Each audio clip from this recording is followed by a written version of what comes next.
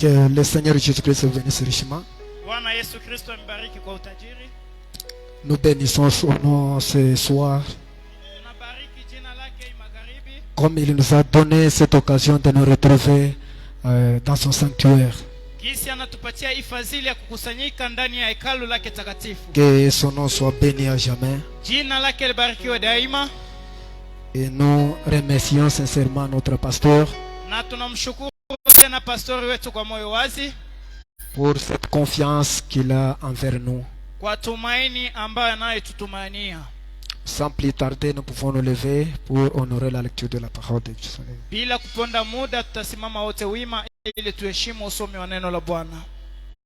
Nous allons prendre Marc au chapitre 10, verset 46 mstari wake wa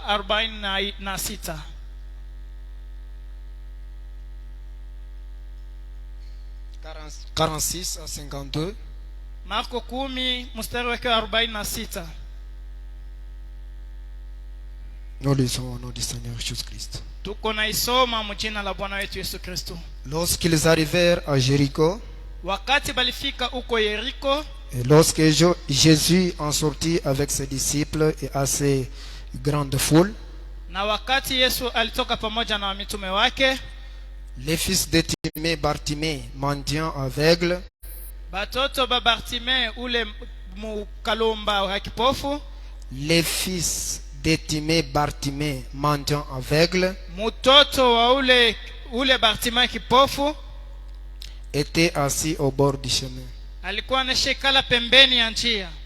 Il entendit que c'était Jésus de Nazareth. Na alisikia kwamba ilikuwa ni Yesu Kristo wa Nazareth. Il s'est mis à crier, alianza kalalamika, Fils de David, mwana wa Daudi, Jésus, aie pitié de moi. Yesu uwe na huruma juu yangu. Plusieurs le reprenaient pour le faire taire. Watu wengi walikuwa namshika juu ya kumnyamazisha, Mais il criait beaucoup plus fort. na yeye alikuwa anapaza sauti kwa nguvu sana, Fils de David, aie pitié de moi. mwana wa Daudi unihurumie.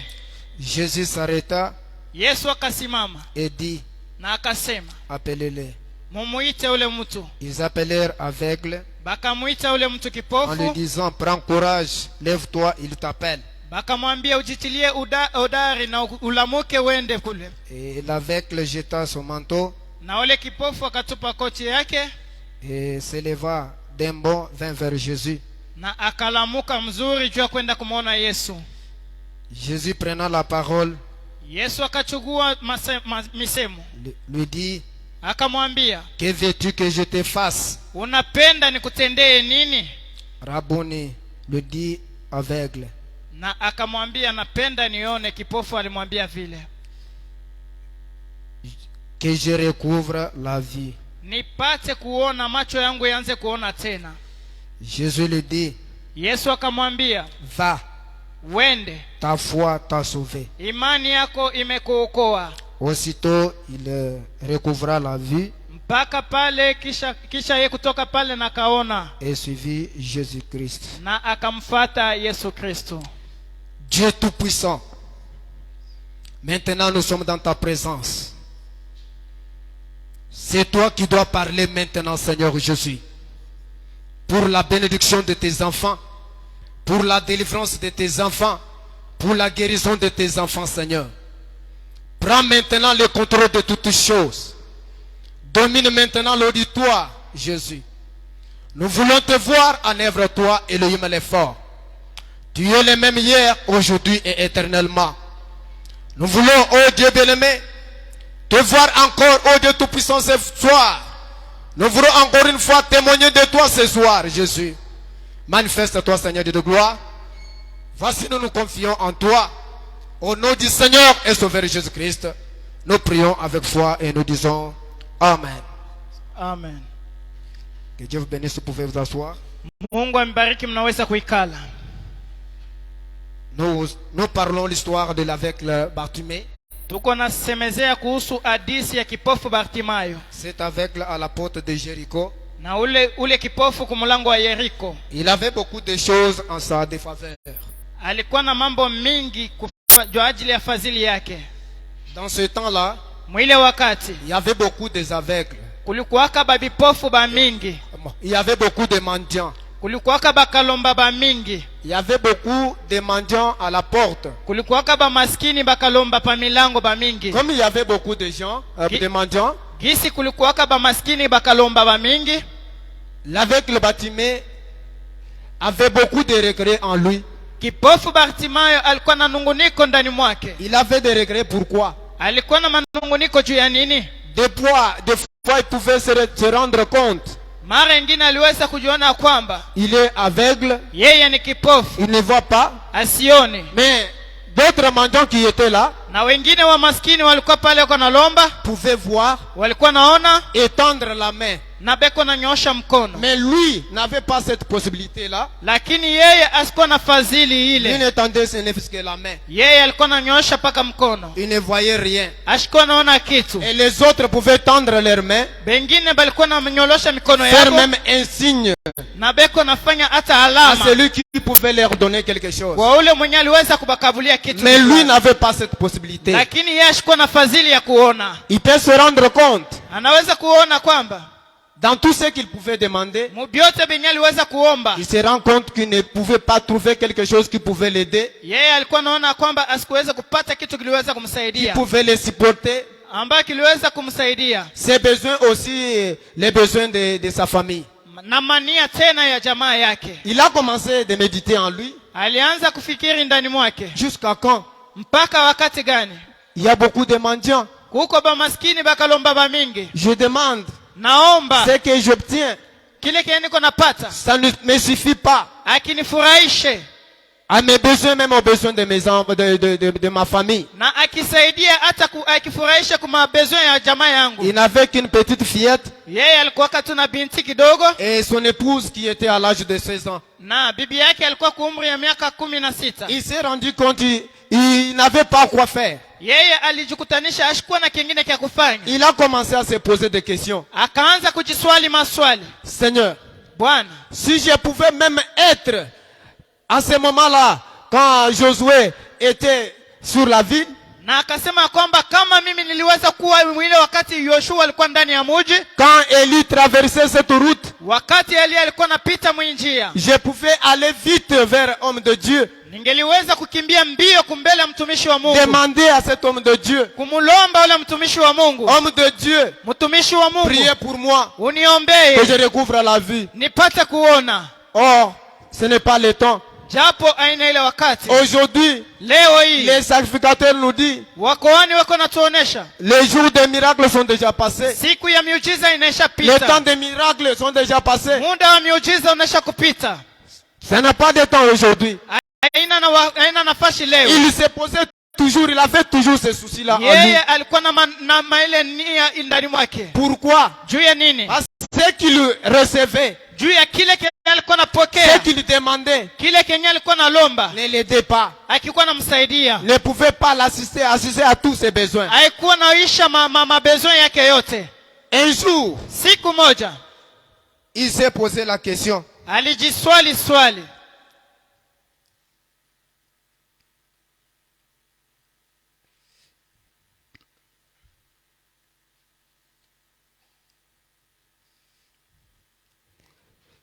Il pouvait se poser des questions tout le temps.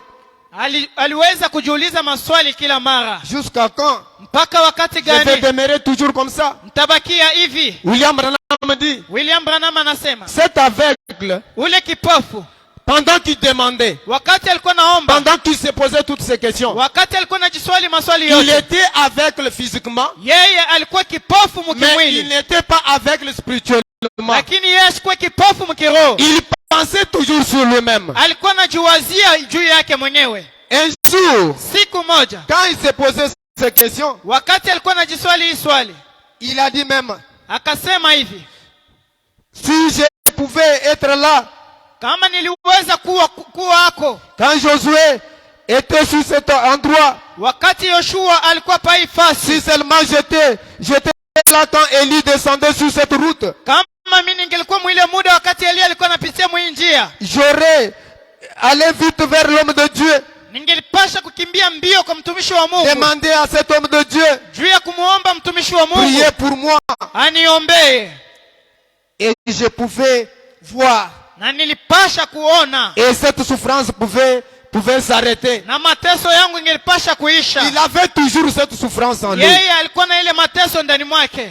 Maintenant, il s'est rendu compte que Sasa yeye dans alijikutanisha les kusema, moments où il se posait toutes ces questions, wakati ile alikuwa anajiuliza il n'y maswali avait yote, personne qui pouvait l'aider. akukukuye mtu wa Il n'y avait kumsaidia, personne qui pouvait l'assister. akukukuye mtu wa kumsaidia. Les sacrificateurs qui pouvaient l'aider Wakoani wenyewe waliweza pouvaient kumsaidia, dire waliweza kusema avec le Bartimée, kipofu Bartimayo, les jours des miracles sont déjà passés. siku ya miujiza inaisha pita, Ce temps-là est déjà passé. ile wakati inaisha kupita. C'est vraiment déplorable Ni ya kusangajisa sana que les gens pensent la même chose aujourd'hui. ya kuona bantu beko na waza kitu kimoya kimoya leo. Que les gens disent Bantu beko na les sema jours des miracles sont déjà passés. siku ya miujiza inaisha kupita, Pendant qu'avec le Bartimée pouvait parler, wakati ile kipofu Bartimayo aliweza kusema au coin de l'avenir, mukona ya avenir il y avait les princes des prophètes qui venaient. kulikuwa prince wa nabii alikuwa Il y nakuya, avait les seigneurs des seigneurs qui étaient en train de venir, kulikuwa bwana wa mabwana alikuwa nakuya, descendre sur cet endroit alikuwa nashuka mwile pour barabara passer là où se trouvait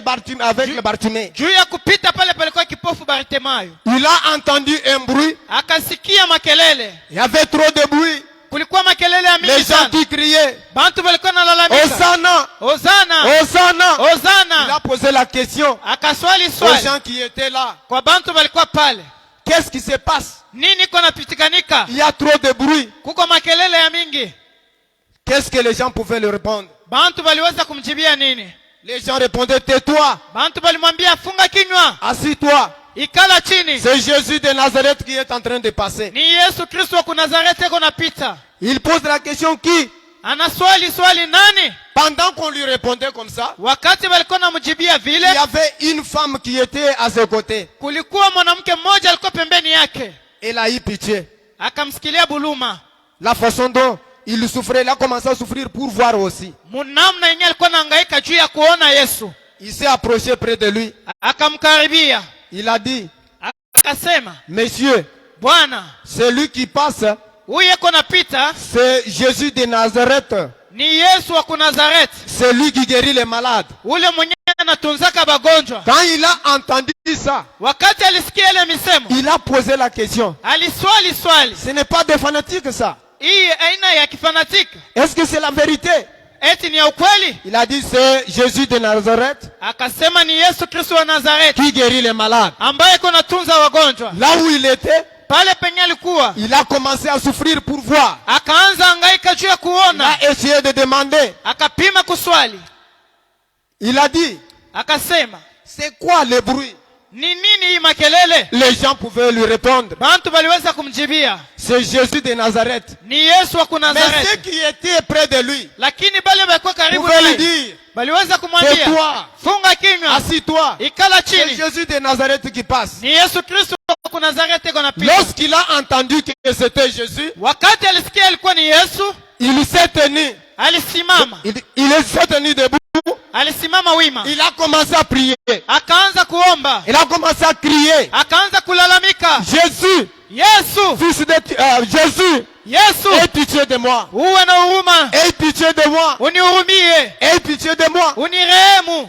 Maintenant, pendant qu'il criait, Wakati alikuwa nalalamika, les gens qui étaient là bantu benye balikuwa les pembeni yake reprenaient balikuwa na pour mubamba les faire taire. juu ya Pour qu'il puisse se taire. juu ya kumwambia Qu'il ne nyamazi, puisse pas parvenir à cette bénédiction, asipate kufikia kuile baraka à yake, cette consolation. kuile faraja yake. Pendant qu'il pouvait l'empêcher comme ça, Wakati waliweza kumzuia vile, Bartimée criait plus fort. Bartimayo alikuwa analalamika nguvu sana. Amen. Amina. Il pouvait crier à haute voix. Aliweza kupaza sauti Malgré il cherchait à l'empêcher. na bale bantu walikuwa na mshusha. Il criait toujours, Yeye alikuwa analalamika, Jésus, Yesu, aie pitié de moi. unihurumie. Jésus, fils de David, Yesu Kristo mwana wa Daudi, aie pitié de moi. kuwa na rehema juu yangu. Quand Jésus s'est approché, Wakati Yesu alikaribia, il a entendu. alisikia sauti, Il a dit, akasema, appelez-les. muniitie ule mutu. Seulement les gens qui étaient à ce côté-là Mpaka batu benye balikuwa pembeni yake ont commencé à dire, bakaanza kusema, prends courage, chugua il hodari, t'appelle. anakuita. Quand il a entendu Wakati alisikia que Jésus m'appelle, ya kwamba Yesu ananiita, il a dit, alisema, aujourd'hui, leo hii, là c'est mon jour. leo hii njo siku yangu. Jésus l'appelle. Yesu anamuita. Il est arrivé là où se trouvait Jésus. Alifika pale palikuwa Yesu. Jésus lui pose la question, Yesu akamswali swali, que veux-tu que je te fasse? unapenda nikutendee nini? Bartimée lui dit, Bartimayo akamjibia, que je recouvre la vie. nipate kuona na macho yangu. Lorsqu'il a dit ça, Wakati alisema vile, Jésus l'a regardé. Yesu Il a alimwangalia, regardé en lui. alimwangalia ndani Il yake, a trouvé qu'en lui, alikutanisha ndani il y yake, avait la foi. kulikuwa imani ndani En yake, lui, ndani il y yake avait quelque chose qui pouvait l'aider à recevoir ce qu'il cherche. kulikuwa kitu kilikuwa namsaidia juu ya kupokea kile kenye alikuwa anatafuta.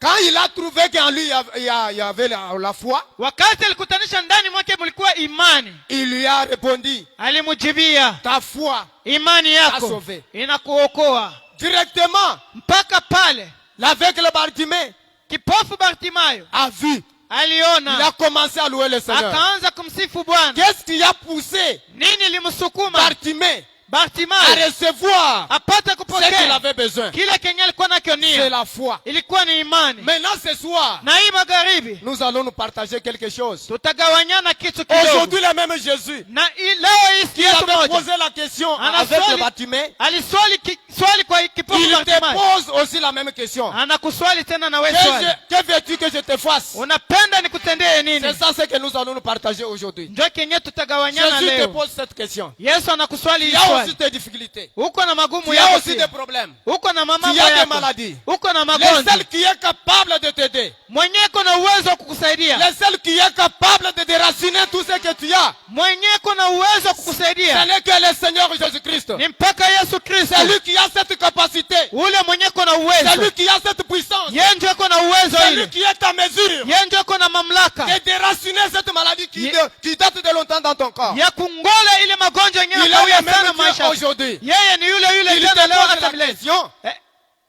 Il te pose la question. Anakuswali swali. Que veux-tu que je te fasse? Unapenda nikutendee nini? Tu as une réponse que tu dois donner comme avec le Bartimée. Uko na jibu yenyewe unaweza kupeleka sawa vile kipofu Avec le Bartimayo. Bartimée avait dit, Kipofu Bartimayo alisema je recouvre la vie. napenda nione. Mais qu'est-ce que toi tu dois aussi dire ce soir? Sasa wewe nako Il utalomba te nini pose la magharibi? même question. Anakuswali swali Que moja veux-tu moja. que je te fasse? Unapenda nikutendee nini? Si tu es malade, Kama uko mgonjwa, dis je veux que je sois guéri. umwambie napenda nitunziwe. Si tu es lié, Kama uko mwenye dis je veux kufungwa, que je sois délié. umwambie kwamba napenda Si tu as nifunguliwe. besoin de l'argent, Kama unapenda dis fedha, j'ai besoin de l'argent. umwambie nahitaji fedha. Lorsqu'il a demandé avec le Bartimée, Wakati alimswali kipofu Bartimayo, l'aveugle Bartimée n'a pas titubé, kipofu Bartimayo n'a yashikushitashita, pas raisonné. ashikufikiri. Comme il savait la difficulté qu'il avait, Gisi aliweka magumu il alikuwa a dit nayo. Seigneur, Yeye akamwambia que je Bwana, recouvre la vie. napenda nione. Immédiatement, Mpaka pale il a recouvré la vie. aliona kwa macho yake. Et Jésus-Christ a manifesté sa puissance. Na Yesu Kristo alionyesha uwezo wake. La même puissance est ici ce soir. Uwezo moja moja uko hapa hii Il magharibi. peut aussi le faire ce soir comme il avait fait autrefois. Ataifanya tena hii magharibi sasa Il vile est alifanya le mara même iliyo. Dieu. Yeye ni Mungu moja Il moja. est le même Elohim. Yeye ni Elohim moja Il moja. est le même grand Jéhovah des miracles. Yeye ni Jehova mkubwa Il est wa capable miracles. de faire tout ce que tu vois impossible devant toi. Eko na uwezo wa kufanya vyote vyenye uko Il naweza ne peut viwezekana. rien échouer à quelque chose. Yeye eko na uwezo wa kufanya kitu Il est fulani. le Dieu de sa parole. Yeye ni Mungu wa neno lake. Que veux-tu que je te fasse? Unapenda nikutendee nini? Lorsqu'il a regardé Bartimée, Wakati alimtazama Bartimayo, il a trouvé qu'en lui qui avait la foi. alikutanisha ndani yake mlikuwa imani. La foi, Imani c'est ça la voie njo njia que nous pouvons aller près du Seigneur et prendre ce qu'il a. yenye tunaweza kupitia kwa Bwana juu ya kubeba Sans vile la vyenye kuna. foi, Bila imani Vous ne pouvez jamais prendre quelque chose de la part du Seigneur. hauwezi kubeba kitu mbele ya Bwana. Aveugle Bartimée avait la foi. Kipofu Bartimayo alikuwa na imani, Mais vous avez reçu la même question aujourd'hui. lakini unapokea swali moja moja Il te leo. pose, que veux-tu que je te fasse? Anakuswali, unapenda nikupatie nini? Si tu es prêt, Kama uko tayari, le même Dieu, Mungu moja la moja, même puissance, uwezo moja la moja, même colonne de feu, nguzo moja moja la ici ce moto soir. iko hapo Il magharibi est ya leo. capable de le faire ce soir. Eko na uwezo wa kukutendea maishani mwako Ça leo. dépend de ta position. Ili eko naangalia na msimamo Ça wako. dépend de toi. Ili eko na kuangalia wewe mwenyewe. La foi, Imani, une foi parfaite. imani kamilifu. Lorsque Jésus regarda avec le Bartimée, Wakati Yesu alimtazama kipofu il a Bartimayo, trouvé que cet homme a la foi. alikutanisha kwamba huyu mtu Il eko na mérite imani, ce qu'il cherche. anastahili kile eko Il nalomba, mérite ce qu'il a besoin. anastahili kupata kenye eko Il pose la nakilia. question, que veux-tu que je te fasse? Anaswali swali, unapenda nikupatie nini? Il dit que je recouvre la vie. Anamwambia napenda nione.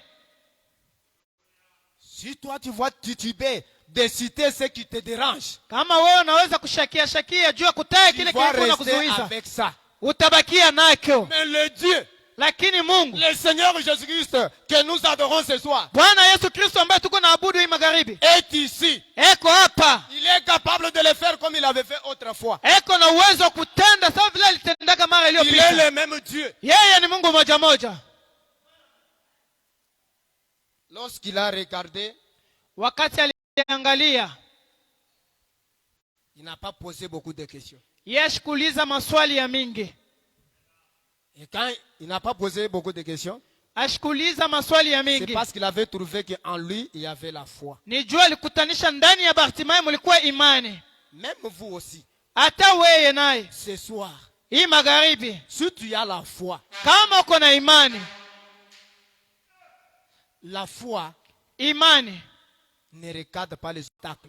haiangafu. Bartimayo aliweza kupaza sauti, Fils de David, Jésus ait pitié de moi. mwana wa Daudi, Yesu uwe na huruma juu yangu. Il y avait les gens qui étaient à ses côtés, Kulikuwa batu pembeni yake qui pouvaient reprendre ce qu'il pouvait dire pour l'empêcher à ne pas parvenir à ce qu'il cherchait. benye baliweza kumubamba na kumnyamazisha ashifikie mkupokea kile alikuwa anatafuta. L'aveugle Bartimée n'a pas regardé tout ça. Kipofu Bartimayo kuangalia ile yote, Malgré il était aveugle. hata vile alikuwa kipofu. William Branham dit, William Branham anasema lui, il n'était pas aveugle physiquement. yeye ashikuwe kipofu Il mkimwili, regardait avec la foi. yeye alikuwa naangalia na imani. Lorsque la foi regarde, Wakati imani la inaangalia, foi voit la promesse infaillible du Seigneur. imani iko naona malako yashipo kushindwa ya Il Bwana, regarde ce que Dieu a dit. anaangalia kenye Mungu alisema. C'est ce que la foi regarde. Ndio kenye imani Lorsque inaangalia. la foi regarde, Wakati imani inaangalia, la foi voit seulement la promesse. imani inaangalia paka Et malako, la promesse, c'est la parole du Seigneur. na malako inakuwa ni malako ya Bwana. Lorsque la promesse du Seigneur se croise avec la foi, Wakati malako ya Bwana inabumbana na il y a imani, quelque chose qui va se passer. pale kuko kitu kenye kinapasha kufika. Lorsqu'il a regardé, Wakati aliangalia, il a regardé en lui la foi. anaona ndani mwake kuko imani, Il a dit, il mérite ce qu'il cherche. akasema anastahili kupokea kile kunatafuta, Il le mérite. anakistahili.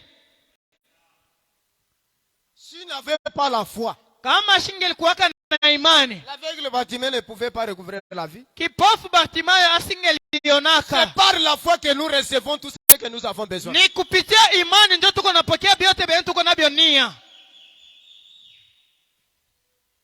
Et la foi, Na imani, cette foi parfaite, hii imani kamilifu on la place dans une parole parfaite. inawekewaka mu maneno kamilifu, Et cela produit les résultats. na ile iko natoa matunda.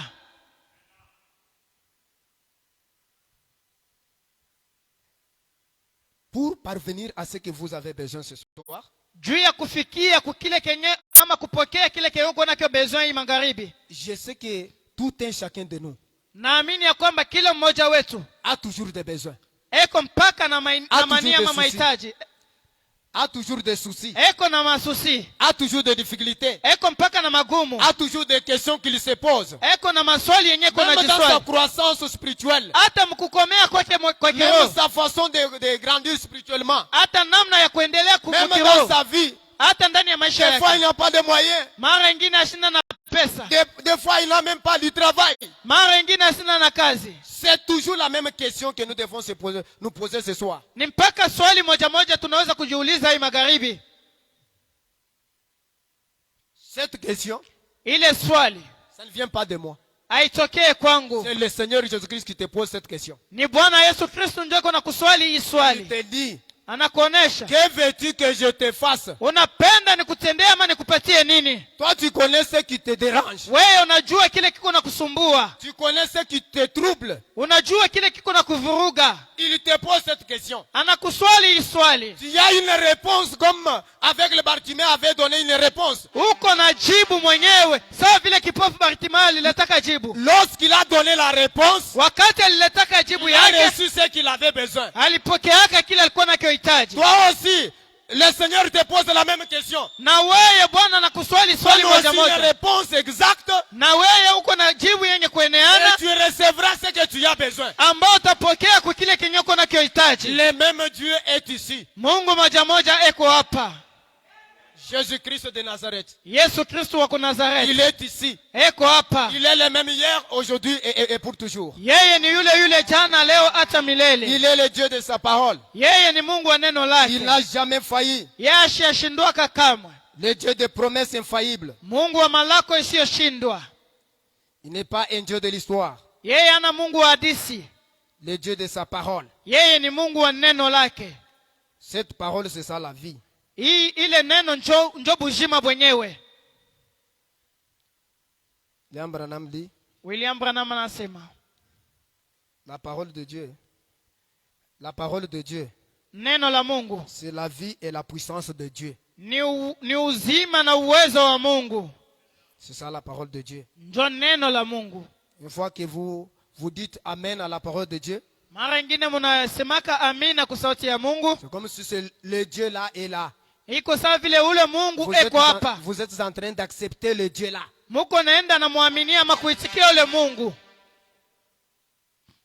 Nous allons lire quelque chose Tutasema ama tutasoma kitu fulani à la fois parfaite. ndani ya imani kamilifu.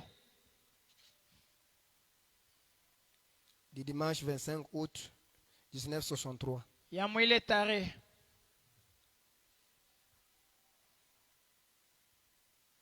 Maintenant, Hapa sasa. que le même Dieu vient à vous. Mungu moja moja aje kwenu. Maintenant, Hapa sasa. quand le même Dieu vient à vous, Wakati ule Mungu moja moja anakuya et kwenu. qu'il trouve plaisir de demeurer en vous, Na anapata furaha ya kuikala ndani yenu. il trouve plaisir à honorer votre parole. Na anapata furaha ya kujibia ku neno lako. Il trouve son plaisir d'honorer votre décision. Na anapata ile furaha ya kujibia ama kupatia bei mania yako. Dieu Mungu vient en vous. anakuya ndani yako. Il trouve son plaisir Anapata furaha yake d'habiter en vous là. ya kuishi ndani Le yako. même Dieu là Mungu moja moja trouve son plaisir anapata furaha yake d'honorer votre parole. ya kuheshimisha maneno na misemo yako. Ce que vous dites là, Kile kinyoko nasema Dieu honore cela. Mungu anaheshimia Et kile cela arrive. na kile kinafika. La décision que vous pouvez prendre, Mpango yenyewe unapasha le kuchukua. même Dieu là vient. Mungu moja moja Il anakuya honore cela. anaheshimia mpango wako. Il est le même Dieu. Yeye ni Mungu moja moja. Il est en vous là. Eko ndani yenu. Des fois, Mara ingine c'est par manque de position, ni kukosa msimamo, par manque de la foi. kukosa imani. Des fois, on ne s'y connaît pas. Mara ingine hatujijuake. Quelle fut la décision de Josué? Na mpango gani Yoshua alichuguaka? Soleil, arrête-toi. Jua simama. Josué Yoshua était une personne comme moi et toi. alikuwaka mutu sawa weye na mie. Il n'était pas un ange. Yeye ashikuwaka malaika. Il était comme moi et vous là-bas. Alikuwa sawa vile mie na weye pale. Josué a parlé. Yoshua alisema. Jésus-Christ a honoré la parole de Josué. Yesu Kristo aliheshimisha sauti ya Yoshua. De même aujourd'hui, Iko sawa sawa tu leo. peux aussi parler. Unaweza nawe pia kusema. Le Dieu honore aussi ta parole. Mungu anaheshimia sauti yako. Il est le même Dieu. Yeye ni Mungu moja moja. Il n'est pas seulement le Dieu de Josué. Haina mpaka Mungu wa Yoshua. Il est notre Dieu ce soir. Yeye ni Mungu wetu Il magharibi ya est leo. capable d'honorer votre décision. Eko na uwezo wa kuheshimia Il est decision capable yako. d'honorer votre parole. Eko na uwezo wa kuheshimia neno lako. Ça dépend de votre position. Ile eko naangaliana mpaka na msimamo wako. Le Dieu tout-puissant, Mungu wa uwezo wote. lui n'a jamais failli. Yashi ashindwaka kamwe. Il est le même hier, aujourd'hui, éternellement. Yeye ni yule jana leo hata Il milele. est ici. Eko hapa. Il a dit, soleil, arrête-toi. Yoshua alisema jua simama. Et le soleil s'arrêta. Na jua ikatii, ikasimama. Le soleil Jua a écouté la voix de Josué. ilisikia sauti ya Yoshua. Dieu Mungu honore la voix de Josué. aliheshimisha sauti ya Yoshua. Et le soleil s'arrêta. Na jua likasimama. Il doit le faire aussi pour vous ce soir. Anapasha kuifanya tena hii magharibi na wewe. Il doit honorer tes décisions. Anapasha kuheshimisha mipango yako.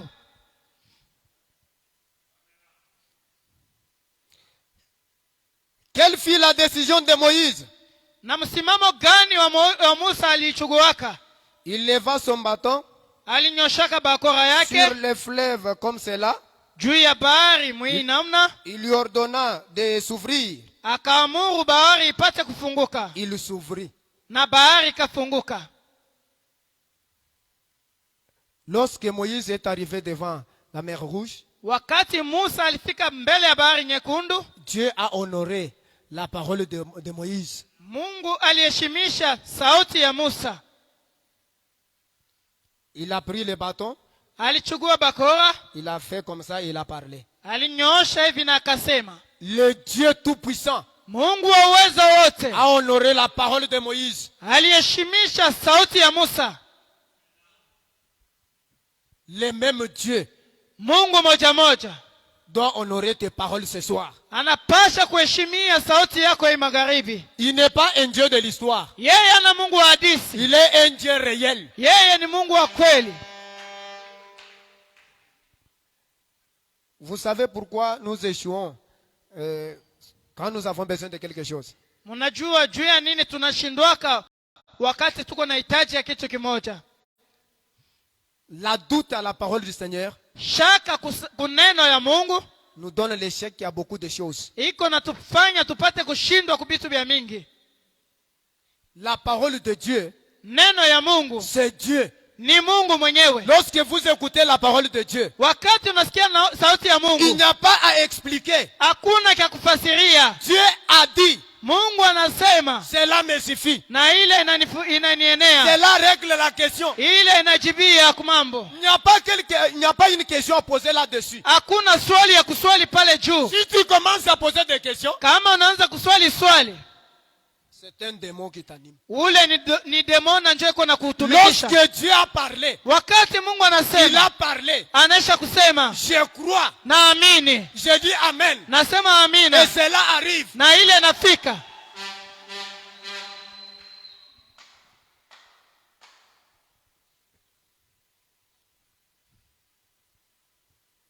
Le Dieu Tout-Puissant. Mungu wa uwezo wote. Il dit, voyez-vous, Anasema mnaona, quoi que vous demandiez, hata kama mnalomba nini, si vous dites à cette montagne, kama unaonesha hii mulima, ôte-toi de là, toka paifashi huko, si vous ne doutez pas na kama ushakie dans votre cœur, ndani ya moyo wako, mais vous croyez, na mnaamini, vous verrez cela s'accomplir. na utaona ile itatimilika. La parole de Dieu, Neno la Mungu on ne peut jamais s'habituer avec ça. hatupashe kama kuzobeleana nayo. La parole de Dieu, c'est Dieu lui-même. Sauti ya Mungu ama neno ya Mungu ni Mungu mwenyewe. Lorsque la parole a parlé, Wakati sauti inasema, je crois et cela règle la question. naamini ya kwamba ile inaisha mambo Il yote. n'y a pas une discussion à faire là-dessus. Na hakuna vya makokotano pale Il juu. n'y a pas une question à poser là-dessus. Hakuna swali ya kuswali pale juu. Jésus a dit ça, Yesu alisema hii, cela me suffit. ile inanienelea.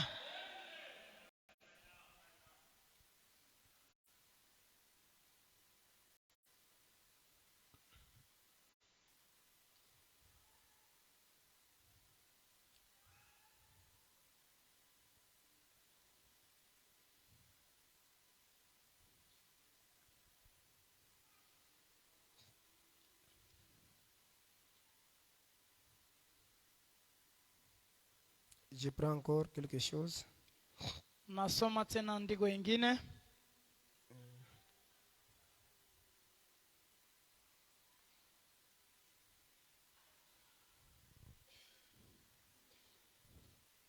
Possédant la porte de l'ennemi après le test.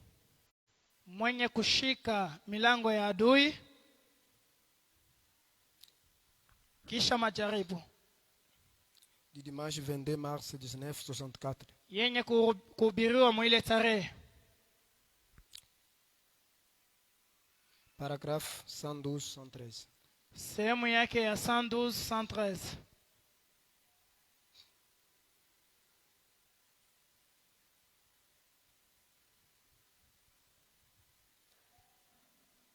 Le Seigneur Jésus-Christ Bwana Yesu Kristo reste toujours le même. yeye anabakiaka yule yule. C'est par manque de la foi. Ni kukosa imani. Et des fois, on ne s'y connaît pas. mara ingine que hatujijuake nous nous retrouvons dans des difficultés. na tuko najikutanisha ndani ya mamagumu. Des fois, on est coincé d'une manière ou d'une autre. Mara ingine tunasongwa namna ya kuachana. Mais si tu te connais bien, Lakini kama unajijua ce mzuri que tu es, kile kenye uko, l'ennemi ne peut jamais s'approcher de toi. adui asiwezi kama kukaribia. Il dit ceci. Anasema hivi, Et maintenant, na hapa sasa nous sommes plus que vainqueurs. tuko zaidi ya washindaji. Nous y entrons carrément en tant qu'héritiers. Tuko naingia kweli kweli sawa vile warithi. Plus que vainqueurs. Zaidi ya washindaji. Maintenant, Inaisha kuiniwa. la maladie a été vaincue. Magonjwa inashaka kuiniwa. La mort a été vaincue. Kifo kinashaka kuiniwa. Le séjour des morts a été vaincu. Siku ya wafu inashaka kuiniwa. Tout a été vaincu. Vyote vinashaka kuendelea kuwa na wanawake wawili barefu. J'ai souhaité avoir 2 fois ma taille. Nilipendelea kuona wanawake wawili barefu. J'aurais souhaité avoir Nilipendelea kuwa 2 fois ma taille. zaidi ya burefu wangu mara 2. Eh bien, Na mzuri, je me sentirais peut-être 2 fois mieux. na ningepasha kujisikia mzuri sana mara 2. Nous combattons un ennemi déjà vaincu. Tuko na kombana na adui mwenye anashaka kuwiniwa. Où est la place de l'ennemi là-bas? Nafasi ya adui iko wapi? La maladie déjà vaincue. Magonjwa inasha kuwiniwa. Toute souffrance déjà vaincue. Mateso yote inasha kuwiniwa. Jésus a déjà tout fait. Yesu anasha kufanya vyote. Nous sommes en train de nous combattre avec un ennemi déjà vaincu. Tuko na kombana na adui mwenye anashaka kuwiniwa. Est-ce qu'il a de la force? Eti iko na nguvu? Vous avez peur. Muko na boka. Il est déjà vaincu, ça fait longtemps. Yeye anashaka kuwiniwa kunesha kawia. Ce n'est pas maintenant. Haina hapa sasa. Il suffit que nous parvenions à prononcer seulement la parole. Biko na lomba tu tuseme tu sauti. Parce que nous savons que l'ennemi que nous combattons, Juu tunajua adui ambaye tuko na kombanisha, il a été déjà vaincu. yeye anashaka kuwiniwa. Jésus a tout fait. Yesu alifanya vyote. Mais regarde ce soir. Lakini angalia hii magharibi. Il te pose maintenant une question. Anakuswali swali Que moja. veux-tu que je te fasse? Unapenda nikutendee nini? Vous avez la réponse à cette question. Uko na jibu juu ya hii swali. Lorsqu'il a posé cette question avec le Bartimée, Wakati alimswali kipofu Bartimayo, il n'a pas titubé. yeye ashikushakia. Il a donné directement la réponse. Yeye alipeleka jibu Il a mpaka dit que pale. je recouvre la vue. Alisema ya kwamba napenda Là, nione. ce soir, il te pose cette question. Na hii magharibi anakuswali swali moja Que moja. veux-tu que je te fasse? Unapenda nikutendee nini? Vous avez la réponse là où vous êtes. Uko na jibu ndani ya roho yako pale. Tenez votre réponse. Shika jibu yako, Nous allons l'invoquer tutamwalika et il va te donner ce que tu as besoin. na yeye atakuletea jibu kwa kile uko unahitaji. Il doit le faire tel qu'il avait fait autrefois. Atakifanya mpaka jinsi alifanyaka mara Parce iliyopita. qu'il est le même Dieu. Kwani yeye ni Mungu moja moja. Il ne peut jamais échouer. Yeye asiwezi kama kushindwa. L'aveuglement, c'était un démon. Kukua kipofu ni demona. La maladie, c'est un démon. Magonjwa ni mademona. La pauvreté, c'est toujours un démon. Bumaskini ni kidemona. Comme il l'avait fait autrefois. Jinsi alifanyaka mara Le iliyopita. même Dieu. Mungu moja moja. Le Dieu tout-puissant. Mungu wa uwezo Le wote. Seigneur des seigneurs. Bwana wa mabwana. La plus haute puissance. Wa uwezo wa uyu. Il est ici ce soir. Eko hapa. Il doit le faire aussi pour vous. Anapasha kukutendea na La wewe. même puissance. Uwezo moja moja. Il a regardé l'aveugle Bartimée. Alimwangalia kipofu Bartimayo. Il a trouvé la foi. Alikutanisha ndani yake imani. Il te regarde aussi ce soir. Anakuangalia na wewe magharibi. Est-ce que, à la réponse que vous avez là. Ndani ya ile jibu uko nayo. Est-ce que vous avez la foi? Eti uko na imani? Si vous avez la foi, Kama uko na imani, cela vous sera fait comme il avait fait autrefois. itakujibiwa mpaka gisi alimjibiaka kipofu Parce Bartimayo. qu'il n'est pas un Dieu de l'histoire. Kwani yeye ana Mungu wa hadisi. Il agit de la même manière. Eko natenda mnamna moja Il moja. est ici. Eko hapa.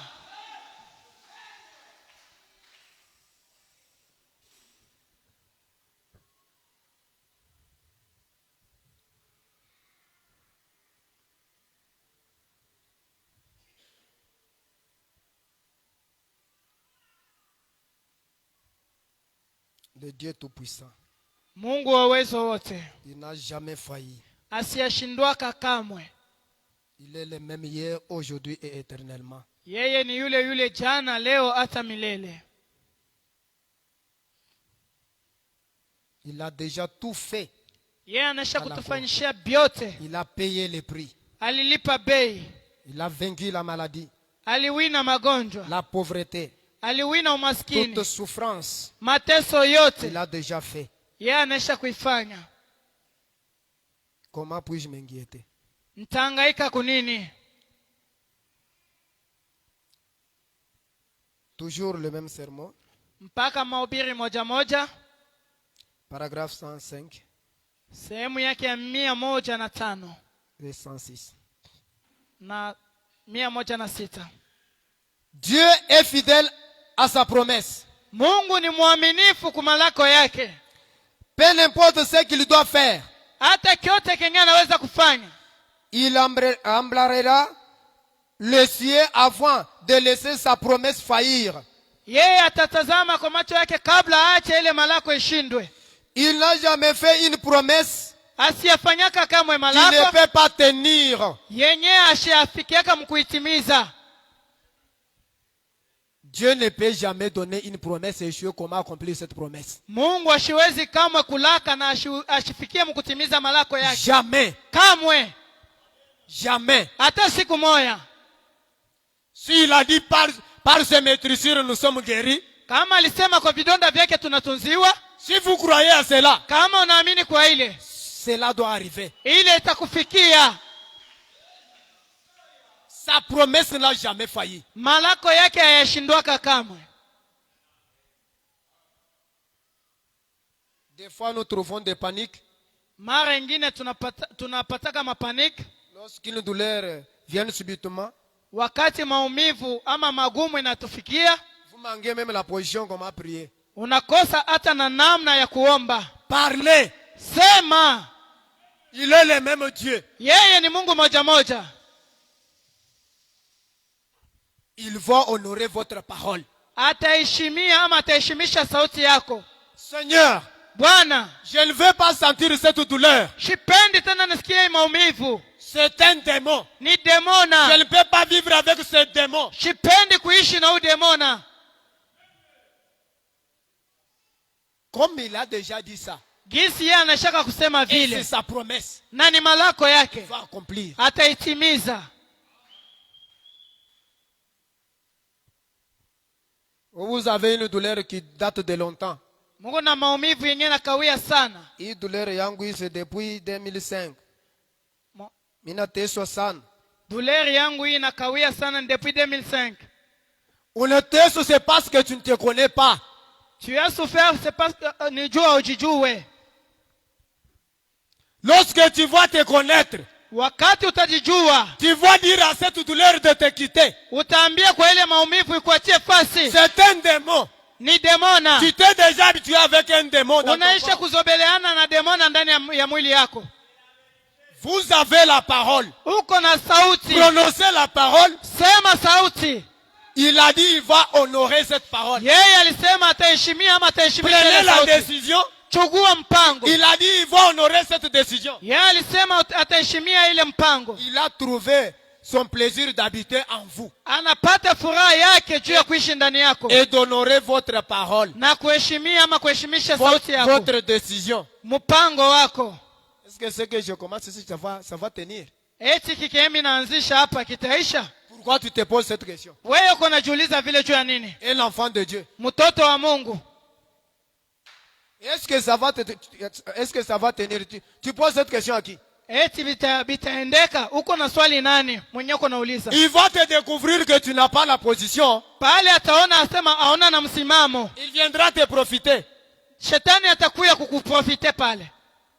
Prends la décision. Chukua mpango. Il viendra honorer cette décision. Mungu atakuya kuheshimisha ile decision Même yako. si vous voulez faire quoi? Hata kama unapenda kufanya nini? Prenez seulement la décision. Wewe beba mpaka mpango. C'est lui qui a dit, ce n'est pas moi. Mungu njoo alisema haina mie. Il est le Dieu de sa parole. Yeye ni Mungu wa neno lake. Il a trouvé son plaisir d'honorer votre parole. Anasikia furaha ya kuheshimia sauti yako. Et il te dit, que veux-tu que je te fasse? Na anakuambia unapenda nikutendee nini?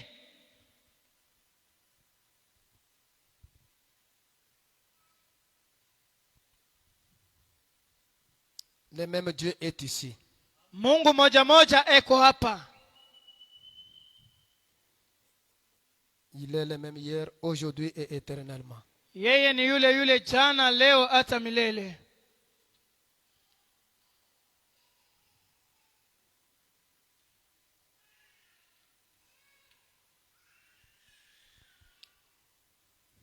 Ça, il le dit. Musa anasema, Peu importe combien vous êtes grand, hata kama wewe ni mtu wa kimo gani, peu importe l'opposition, hata kama ni mapinganisho gani, et ce que le médecin a dit, ambao waganga walisema, Dieu Mungu a donné une promesse. yeye alileta malako mmoja. C'est à Dieu de l'accomplir. Ni kwa Mungu kutimiza malako yake. Lui a donné la promesse. Yeye alileta malako yake. Et sa promesse n'a jamais failli. Na malako yake hayashindwaka kamwe. Toi, prends seulement ta foi. Beba tu imani yako. La foi que vous avez là. Ile imani yenye uko nayo. Place dans la promesse infaillible du Seigneur. Uichange na malako ya Mungu yasipo kushindwa. Cela va régler la question. Ile italeta jibu pa mambo yako. Vous aurez la solution. Utapata jibu.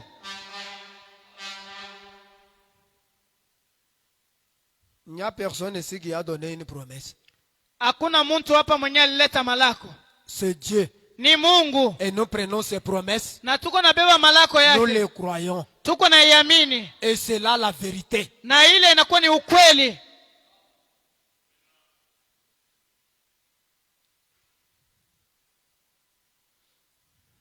Cette maladie, on a déjà prié maintes fois. Juu ya hii magonjwa banesha kuniombea mara ya mingi. Je souffre toujours. Niko na teso paka.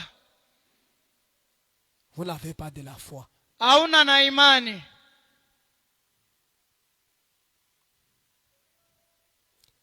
Un jour, cette maladie-là, Siku moja ile magonjwa, ce démon-là, ule demona, Frère Branham dit, ndugu Branham anasema, toutes ces maladies ici ima magonjwa yote viennent de la 4e dimension. iko natokea mu kiwango cha ine. Et ce sont les démons. Na inakuwa ni mademona. Est-ce qu'il y a un démon qu'on ne peut pas chasser au nom du Seigneur Jésus-Christ? Eti kuko demona mwenye tuweze kufukuza jina la Bwana Qui Yesu peut Kristo. résister devant le Seigneur Jésus-Christ? Mwenye atashimpa mbele ya Bwana Yesu Kristo. Lorsque tu vas prendre la décision que ce démon te quitte, Wakati utachukua mpango wa ile mademona ikuachie fasi, tu verras ce démon te quitter. utaona ile mademona itakutoka. Et vous allez témoigner pour la gloire du Seigneur. Na utashuhudia juu ya utukufu wa Bwana.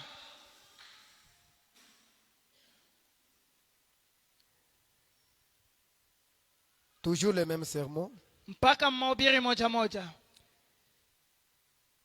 Paragraphe 124, Sehemu yake ya 124, 125. 25.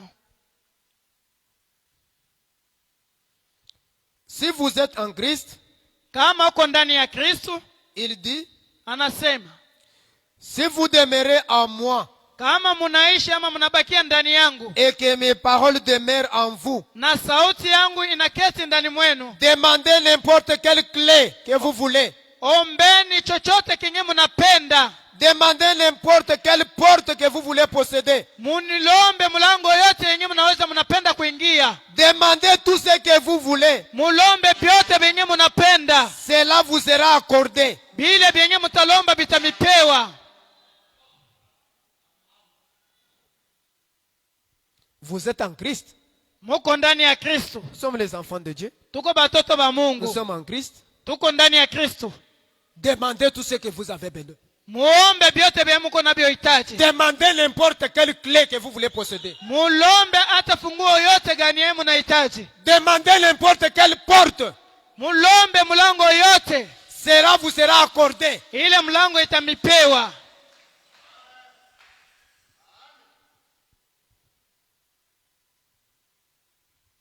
Le Dieu Tout-Puissant. Mungu wa uwezo wote. Il est ici. Eko hapa. Je ne dis pas il est ici comme si il est ici. Shiseme eko hapa mkushakia. Nasema mzuri eko hapa.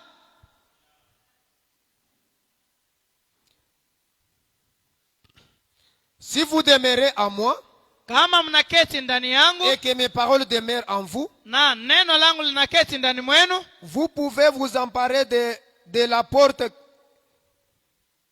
Vous pouvez vous emparer de la porte de n'importe quel ennemi qui vient devant vous. Mutashika milango yote ya adui wowote mwenye atakuya mbele yenu. Vous êtes une semence royale d'Abraham. Uko uzao wa kifalme wa Ibrahimu.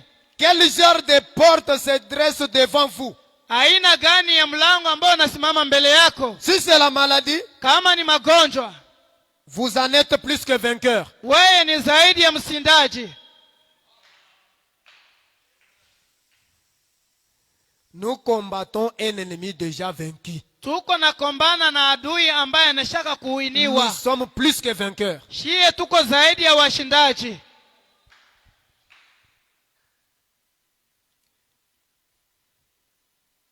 La puissance de Dieu Uwezo wa Mungu est derrière vous.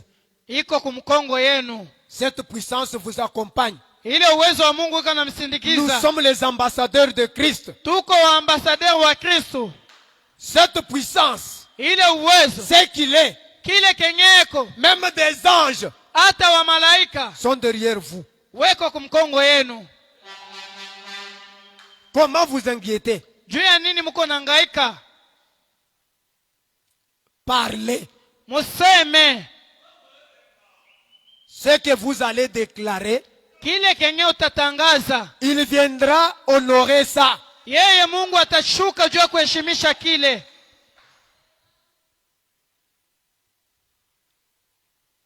Nous sommes une semence royale d'Abraham.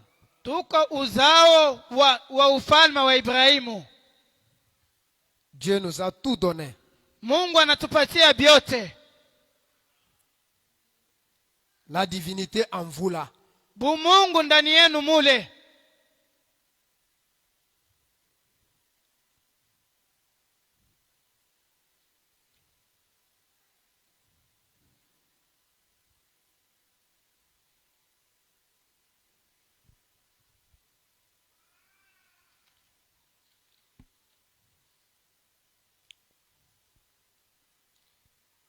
Frère Branham dit, Ndugu Branham anasema, c'est pas foi parfaite. imani kamilifu.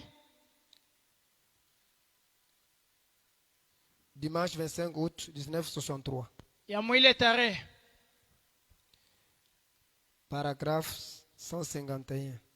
Sehemu yake ya 151. Oh, où devrions-nous être? Tungelipasha kuwa wapi?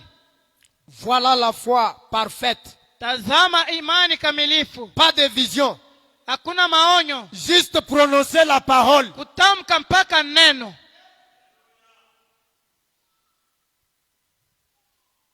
Et nous, pour prononcer la parole, nous nous doutons d'abord. Pahali ya kusema sauti tuko na shakia mbele. Prononcer la parole. Sema sauti. Ce n'est pas ton problème. Haina mambo yako. Lorsque vous prononcez la parole, Wakati unasema il sauti, viendra honorer ça. yeye Mungu atashuka juu ya kuheshimisha.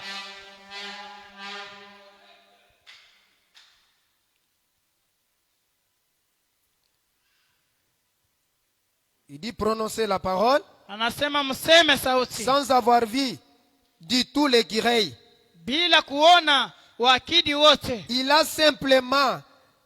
simplement cité Yeye alitaya mpaka certains passages de l'écriture maandiko chache ya Biblia et ce qu'il était. na kile kenye alikuwaka. Il a cité certains passages de l'écriture Yeye alitaya mpaka maandiko chache ya Biblia et ce qu'il était. na kile kenye alikuwaka. Il se connaissait. Yeye alijijuwaka. Et dit, Na anasema dis-le, ubambie, ne doute pas. usishakie. Dis-le, Sema, ne doute pas. usishakie. Ce que tu as dit sera là. Kile kenye utasema kitafika. Et j'ai pris Dieu à sa parole. Na nilimshika Mungu kumisemo yake. La chose était là. Na kitu kilifikia. C'est vrai. Ni kweli. C'est aussi puissant. Ni kia uwezo sana. Et mes amis, Marafiki yangu, en tant que votre pasteur, sawa vile pastori wenu, c'est aussi puissant. ni ya uwezo sana. Lorsque Josué arrêta le soleil, Wakati Yoshua alisimamishaka jua, c'est parce que le soleil était déjà là. ni juu ya jua ilikuwaka hako. Les éléments se déplaçaient. Na maelema ilikuwa natoka pafasi yake. Il arrêta leur mouvement. Na ikasimama, haikuwa natembea. Mais ceci, Lakini Yesu, mais ici, lakini hapa, il a amené là quelque chose qui n'était pas là. alifikisha hapa kintu kenye akikukuye eko. Il a créé. Alikiumba.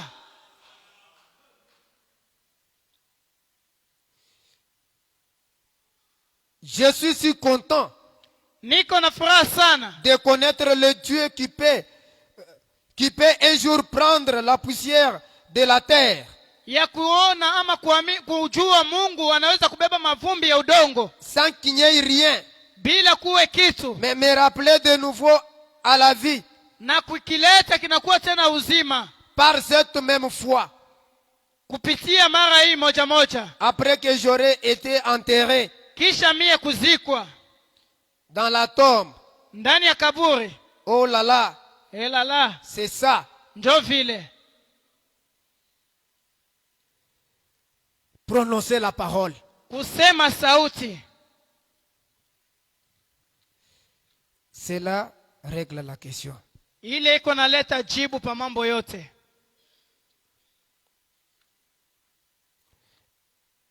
Je prends l'aveugle Bartimée. Nasoma kipofu Bartimayo.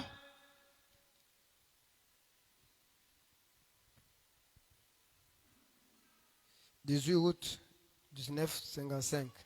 ya mu 18 août 1955. 12-13. Sehemu yake ya 12-13.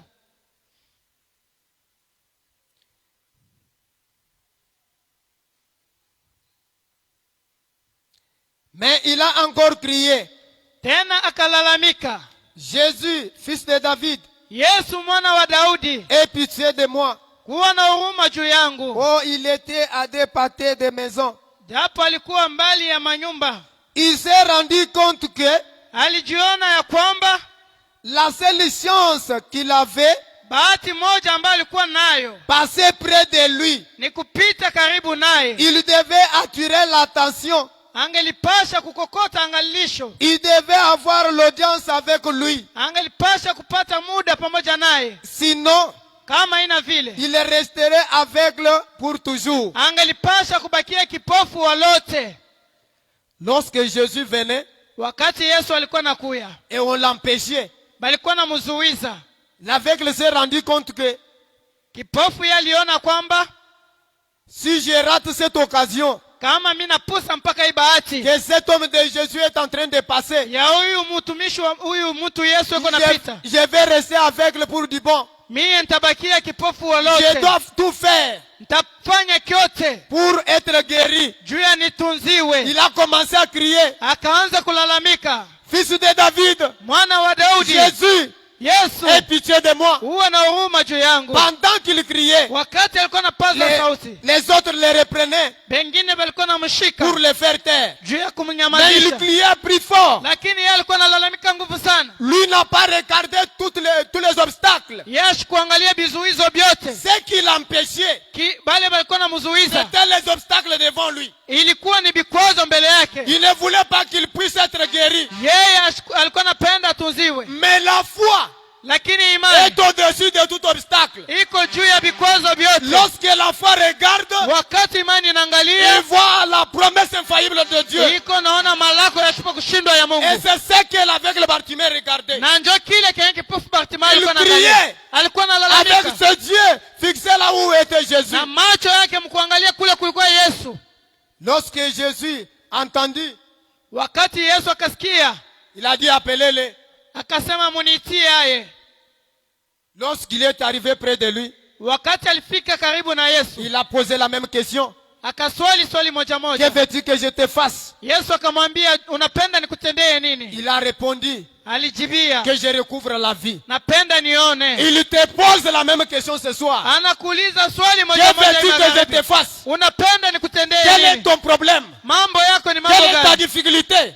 Magumu yako ni magumu Quelle gani? est tes souffrances? Magumu yako ni Quelle est magumu ta gani? maladie? Mahangaiko yako ni Citez magonjwa yako cette nini? maladie Taya magonjwa yako et vous serez guéris. na Il est utatunziwa. le même ce soir. Yeye ni yule yule La ya même magharibi. puissance est ici. Uwezo moja moja Le uko même hapa. Seigneur Jésus-Christ est ici. Bwana Yesu Kristo moja Le moja même uko Dieu hapa. est ici. Mungu moja Il moja peut yuko le hapa. faire ce soir. Anaweza kuifanya La même magharibi. colonne de feu est ici. Nguzo moja moja iko Il hapa. peut relever les défis ce Na soir. inaweza kupatia Il n'y a rien qui peut le dépasser. hakuna kitu kinaweza Il n'y a rien kupita. qui peut aller au-dessus de lui. Hakuna kitu kitenda Il yule est le même yake. hier, aujourd'hui et éternellement. Yeye ni yule yule jana leo hata Le Dieu milele. tout-puissant. Mungu wa uwezo wote.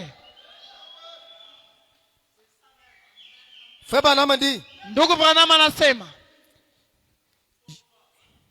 je souhaite que ça soit l'attitude de tout le monde ce soir. anasema ya kwamba napendelea iwe msimamo wa kila mmoja wetu magharibi ya leo. Si seulement vous pouvez attirer l'attention de Jésus. Kama tunaweza kukota angalisho ya Yesu. Vous dites, Unasema, Frère Branham, ndugu Branham, comment reconnaîtrai-je le moment où j'ai cette audience avec lui?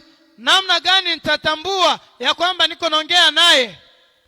C'est quand quelque chose commence à vous dire dans votre cœur, c'est la vérité. Ni wakati kitu kiko nakwambia ndani yako, njoo ukweli. C'est Jésus qui vous parle. Ni Yesu njoo iko nakwambia. Alors, Sasa souvenez-vous, kumbuka, souvenez-vous-en, eh bien, kumbukeni mzuri. quand vous attirez l'attention, Wakati unakokota angalilisho, il se met à vous répondre. yeye yuko pale tayari juu ya kukujibia. Alors levez-vous, Sasa msimame, remerciez-le. mumshukuru.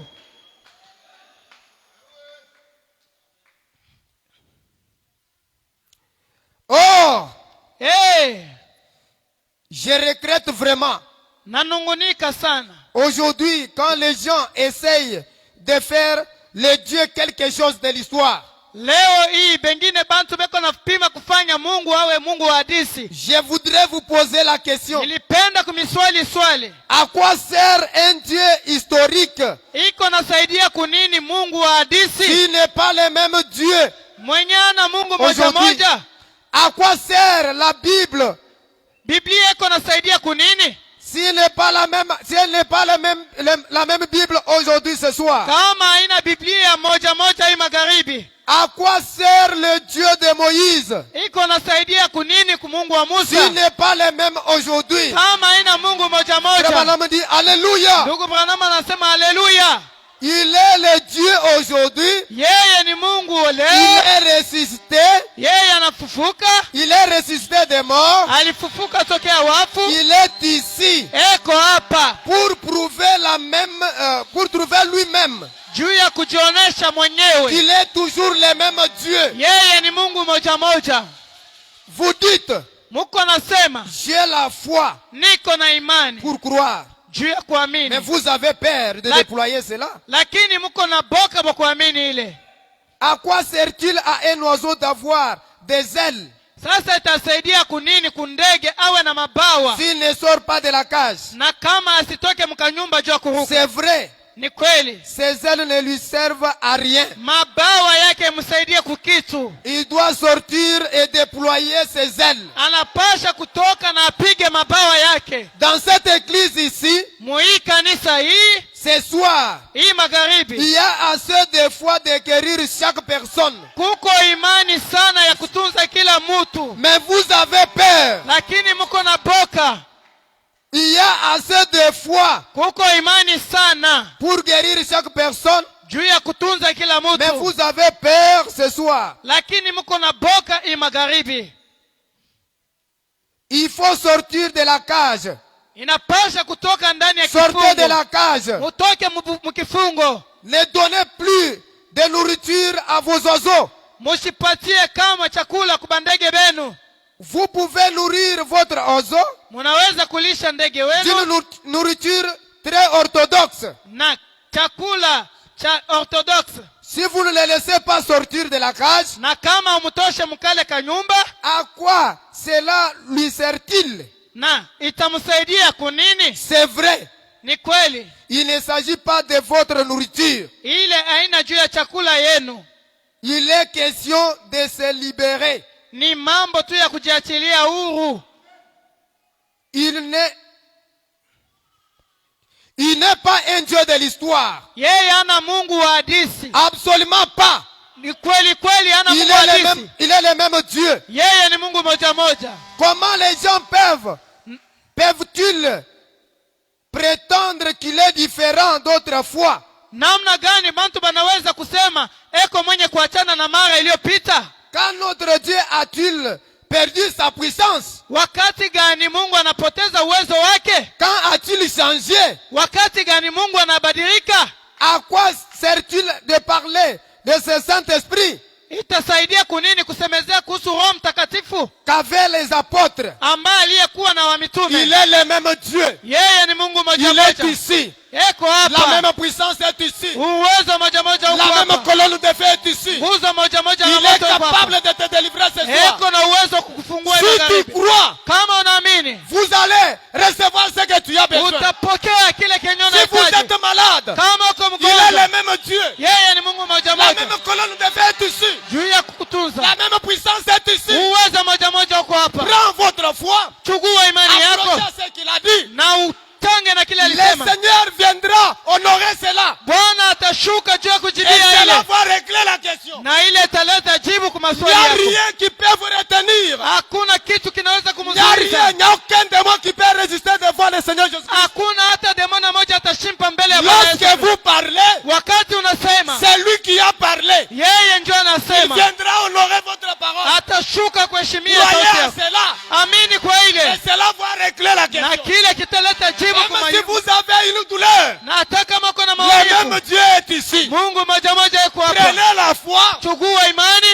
crois à cette parole. amini kwa ile Cette neno. douleur va te quitter. Ile maumivu itakuachia C'est au basi. nom de Jésus que nous chassons les démons. Ni mjina la Yesu tuko nafukusha wa demona. C'est au nom de Jésus que toutes les maladies sont chassées. Ni mjina la Yesu magonjwa yote yanafukuziwa. Il ne peut jamais résister devant notre Seigneur. Hawezi kamwe kushimpa mbele ya La Bwana même wetu. puissance est ici. Uwezo moja moja uko Qu'est-ce hapa. que notre Dieu ne peut te donner? Wakati nini Mungu wetu aweze kukupatia? Qu'est-ce qui est difficile à notre Seigneur? Kinini kia nguvu kiko Te donner les kwa Bwana mariages. wetu? Kukupatia ndoa, Te donner les enfants? kukupatia batoto. C'est difficile à notre Seigneur? Hiki kile kiko nguvu kwa Ça Bwana. dépend de votre position. Kiko naangaliana na msimamo wako. Prenez l'engagement aujourd'hui. Chukua msimamo leo. Le Seigneur viendra honorer votre parole. Bwana atashuka kukujibia kwa mahitaji yako. Il est ici. Eko hapa. Le même Dieu. Mungu moja La moja. même colonne de feu. Nguzo moja moja La na même moto. puissance. Uwezo moja moja. Il opère des miracles. Eko natenda miujiza. Même si vous avez une maladie qui date de longtemps. Hata kama uko na magonjwa mengine shakawia. Nous n'avons pas besoin de compter les années que cette maladie a fait. Hatuna na lazima ya kujua Nous wingi nous wa voyons miaka. un démon. Shie tuko naona ni Et ces demona. démons, nous les chassons au nom du Seigneur Jésus-Christ. Na ule demona tuko namfukusha mjina la Bwana Et que Yesu ces Kristo. démons libèrent encore maintenant. Na ule demona atilia wa watu huru. Le Dieu réel. Mungu wa ukweli.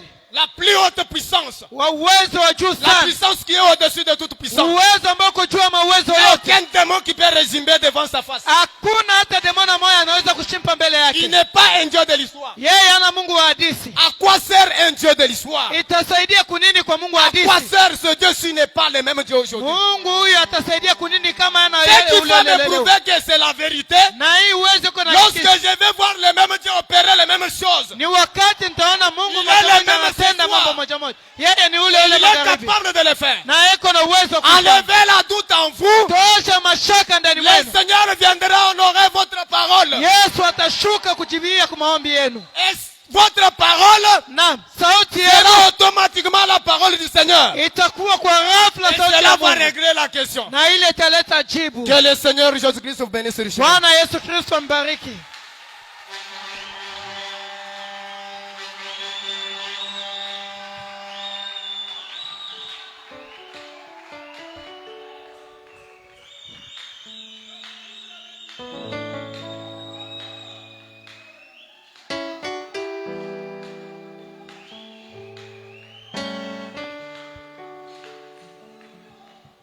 Et nous allons prendre, il y a force dans le sang pour réclamer nos droits auprès de notre Dieu.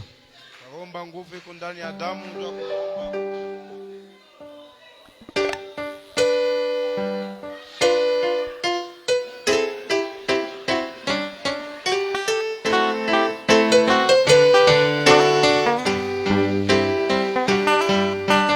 Et tu étais blanchi, oh la force dans le sang, la force dans le sang, petit roi, la victoire sur le mal, la force merveilleuse dans, oh oui, la force. Merveilleuse force dans les sangs, dans les sangs, oh oui de l'agneau. Force, force, merveilleuse force dans les sangs précieux de l'agneau. Petit était sans orgueil, sans passion, oh, c'est dans les sangs, oh, la force est dans les sangs. Oh, être bien au flot du calvaire, oh oui, merveilleuse est la vie, il y a force. Merveilleuse est force dans les sangs, dans les sangs. Oui, de l'agneau.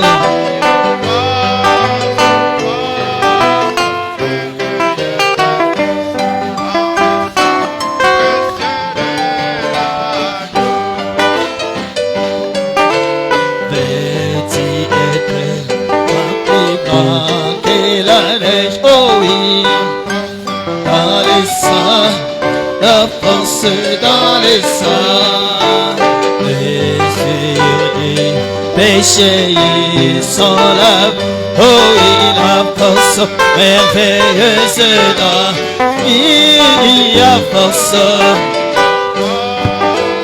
Force merveille, c'est force dans les sangs, dans les sangs, oh oui de l'agneau. Force, force merveilleuse et force dans les sangs précieux de l'agneau. Mais tu servais Jésus-Christ, c'est ton, oh oui, dans les sangs, oh la force est dans les sangs. Petit vivre et chanter ses loups, oh oui, la force merveilleuse, oh oui, la force, force, force merveilleuse et force dans les sangs, dans les sangs, oh oui, de l'agneau. Force, force merveilleuse dans les sangs précieux de l'agneau. eko nguvu nguvu ya ajabu, nguvu katika damu ya Mwokozi. Nguvu ya ajabu, nguvu katika damu yake Yesu. Petit vivre et chanter ses loups. Oh, la force dans les sangs. Oh oui, la dans les sangs. Petit servir Jésus-Christ, c'est ton roi. Oh oui, merveilleux c'est dans. Oh oui, kuna nguvu ya ajabu, nguvu katika damu ya Mwokozi. Nguvu ya ajabu, nguvu katika damu yake Yesu. Parlez dans la prière.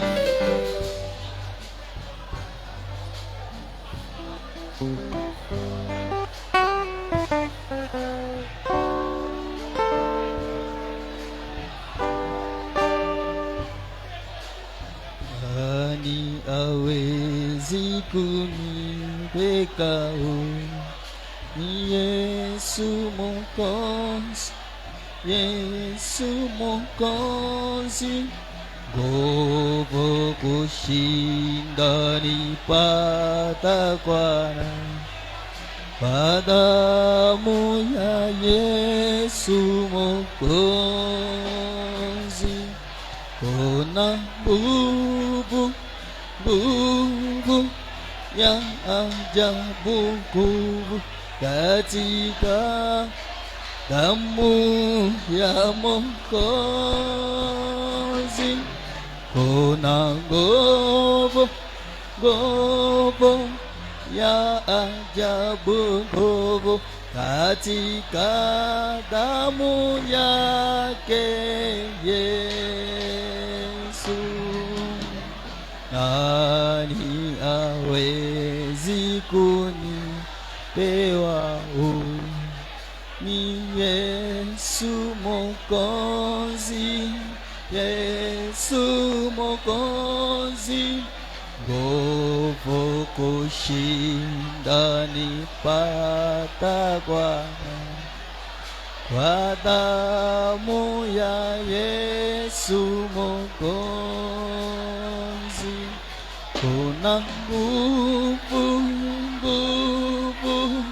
ya ajabu, nguvu katika damu ya Mwokozi. Kuna nguvu ya ajabu, nguvu katika damu yake Yesu. Nani hawezi kunipewa huru? Ni Yesu Mwokozi, Yesu Mwokozi. Nguvu kushinda. Remercions le Seigneur. Toi, l'Éternel, notre Dieu, Dieu d'amour, Dieu de grâce, le Dieu miséricordieux. Père, nous te levons, nous te glorifions encore une fois ce soir pour le moment plus merveilleux, le moment, ô Père, admirable que tu nous as admis ce soir pour être dans ta présence, Père. Tu as dit, heureux l'homme que Dieu a mis dans sa présence, c'est notre Dieu. Tu as permis ce soir, toi le très des armées, Dieu le Dieu d'Abraham, Dieu d'Isaac et Dieu de Jacob, pour descendre ce soir et communier ensemble avec ce peuple autour de ta parole. Seigneur Jésus, prends contrôle maintenant de cette parole. Accepte que la parole que ton serviteur, notre diacre, vient de nous prêcher ce soir, que cela puisse trouver une place dans notre pèlerinage, que ceci, l'Éternel notre Dieu, puisse nous conforter, que ceci, l'Éternel notre Dieu, puisse encore nous édifier, que cette parole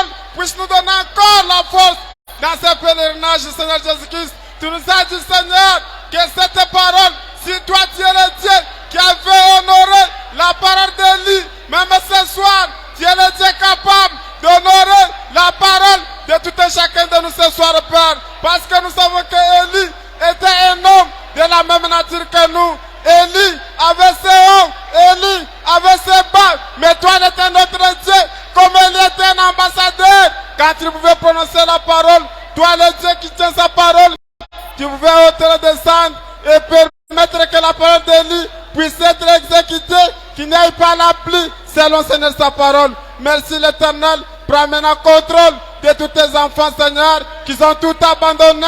Ils sont venus vers toi, ils sont venus t'adorer dans des moments qui semblent être compliqués, Seigneur. Toi, l'Éternel, nous devons t'adorer à n'importe quel moment, à n'importe quelle condition, Seigneur Jésus-Christ, Père. Tu nous dis, Seigneur, que nous devons nous reconnaître nous-mêmes, Père, parce que tu as dit, l'Éternel, que nous sommes en train de combattre une guerre, que l'ennemi a déjà été vaincu. Si l'ennemi a déjà été vaincu, l'Éternel des armées, nous savons que, Seigneur, nous sommes devant un Dieu capable, un Dieu réel, un Dieu à quoi nous servirons, les dieux historiques. Si tu n'es pas le même hier, aujourd'hui et pour toujours, l'Éternel notre Dieu, comme tu as permis, Seigneur, que cette parole puisse pénétrer dans nos oreilles, nous voulons, l'Éternel, qu'elle est déjà sortie de ta bouche. Tu nous as dit, Seigneur, que ta parole, elle ne peut jamais sortir de sa bouche sans pour autant accomplir les buts pour lesquels que cela est sorti, Père. Accepte que, oh Dieu Tout-Puissant, chacun de nous ce soir puisse recevoir une portion que toi tu lui as réservée ce soir d'aujourd'hui, Père. Parce que personne ne peut venir auprès de toi et rentrer tel qu'il est venu, Seigneur. Quand quelqu'un vient auprès de toi, l'Éternel notre Dieu, il doit connaître un changement spirituel, un changement réel, un changement que lui-même, au Père, doit constater cela, que son entourage doit constater cela dans tout ce que plan notre Père. Oh Jésus-Christ notre Dieu, bénis tout et chacun de nos pères. Nous tenons entre saintes mains. Bénis encore une fois notre berger, lui qui est au Père, le berger de cette église, révérend pasteur Maman Marcel, Père. Prends compte de lui, Père. Assiste sur l'Éternel pour toutes ces inspirations que tu lui donnes, Père. Sois toujours à ses côtés. Assiste sur l'Éternel. Sois au Père de Dieu qui va pourvoir à tous ses besoins, Seigneur Jésus-Christ notre Dieu. Bénis tout et chacun de nous. Nous recommandons, Seigneur, toute cette réunion en terre. Père, tu as été avec nous au moment de l'écoute de la parole. Et nous voulons que, Père, les restes des programmes qui est resté, l'Éternel, nous les commandons en tes saintes mains. Père, s'il y a un lendemain, accepte que, Seigneur, tu puisses descendre et assister encore tout et chacun de nous. Seigneur notre Dieu, nous avons ainsi prié avec foi dans le précieux nom qui est le nom le plus merveilleux, le nom le tout suffisant, qui est le nom de notre Seigneur et Sauveur, Seigneur Jésus-Christ notre Dieu. Et nous disons avec foi, Amen.